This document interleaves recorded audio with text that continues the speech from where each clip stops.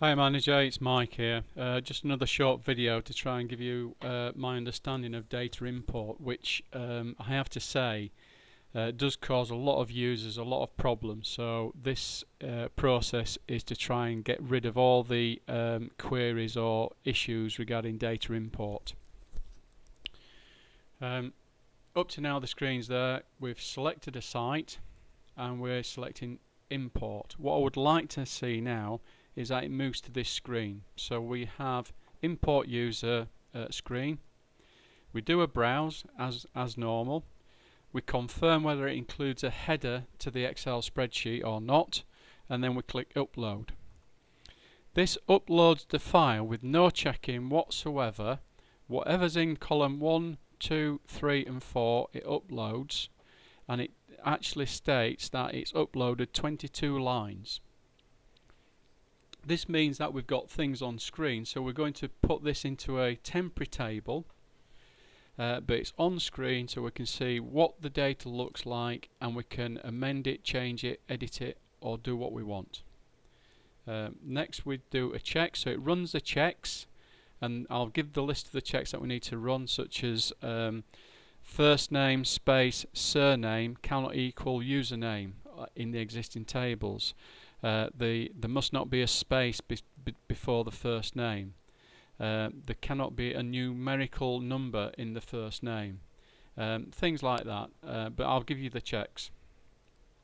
So you run the checks and it comes back with some status. Upgrade uploaded 22 good, 14 8 bad, and it says N or yes, and it puts the text in red with the fields that fail the checks, whatever those checks are. The ones that are good are down here. So what you can do then is, so that tells you that those are bad, those are good, and if you click on the N or the yes, it brings you up to the basically edit the user details. But we've got edit user import data. Because it's an N, it will actually tell you what the failure is. It could be duplicate name, it could be space before first name. So it gives you an opportunity to retype the details in and press confirm, and it runs the check again. And if it passes the check, then it'll change the stats up there. It'll change that person's details to black and remove them from the red. You can print the page out at this point if you need to supply that to a customer, or they need to supply it back to you.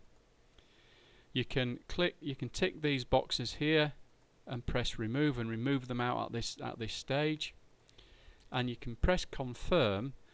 Confirm will then run a check to make sure we haven't changed any of the data, and confirm can only upload the data if everything is yes and we've got no no's. So this enables us to tidy up the data should we need to do so, without flicking between Excel spreadsheets, what's been uploaded, what's integrated to the database.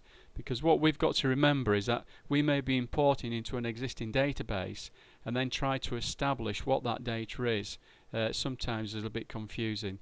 Clearly the date is the date of the import, change or edit of the data. So we confirmed, and all that data then gets imported into the database because we've got uploads 20, good 20, bad 0. So that goes into our database and the temporary database is cleared down. I hope that's clear.